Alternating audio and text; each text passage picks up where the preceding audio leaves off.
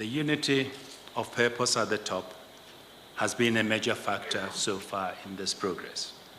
Let me once again pay tribute to President Mwai Kibaki and Prime Minister Raila Odinga for setting the right tone and their commitment to work together. But there is an urgent need to see this spirit of cooperation continue and expanded across the coalition government and parliament to consolidate the gains of the new constitution and to accelerate the broader reform agenda. When I travel throughout our huge and beautiful continent, I meet Africans from all walks of life who demand justice. Justice from their own courts, if possible, from international courts, if no credible alternative exists. The ICC does not supplant the authority of national courts. Rather, it is a court of last resort, governed by the principles of complementarity. With a more systematic approach to reconciliation, it will also be easier to find durable solutions to the continuing challenges faced by the internally displaced persons. The inability of so many people to return to their homes is not just a human tragedy, but until a fair and lasting solution is found, there is always a danger that their plight will be exploited and used to stoke divisions and conflict. The realization of a new Kenya, grounded in a new progressive constitution and in the values of the new independent republic, individual dignity and the rule of law. The momentum for reform must not be allowed to slow, or that is already being said that yours is a momentum without movement. We cannot allow that. Let's have momentum with movement. Good intentions must be turned into tangible progress in everyday lives of Kenyan citizens. The anchor of all the Agenda 4 reforms is the new democratic constitution, which Kenyans enacted in August of this year. About 68% of Kenyans voted to say yes to a new constitution. And on August 27th, we formally and publicly proclaimed the new constitution.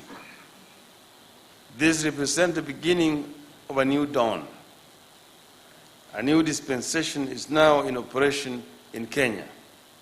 But with all these achievements come responsibility.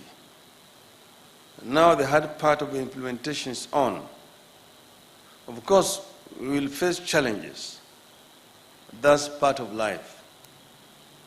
However, I can assure you, fellow citizens and distinguished visitors, that as leaders, we are doing everything possible to have the Constitution fully and quickly implemented. However, we cannot succeed without the continued and unwavering support from the people and our friends. Inevitably, there will be bumps and rocky patches. But as long as we keep focus, I am sure that we will succeed. These 6 individuals are still presumed innocent. Their guilt should be proved and be decided by the judges at the end of the judicial process, not at the beginning. We will not request an arrest warrant. We will ask the judges to issue summons to appear. If the individuals identified agree to appear voluntarily and the judges accept it, the persons may remain free during the trial. In these situations, the judge's final decision will define if they go to jail or if they are acquitted. Doing justice for massive crimes It's a long journey. Different countries have chosen different paths. South Africa is well known by its Truth Commission.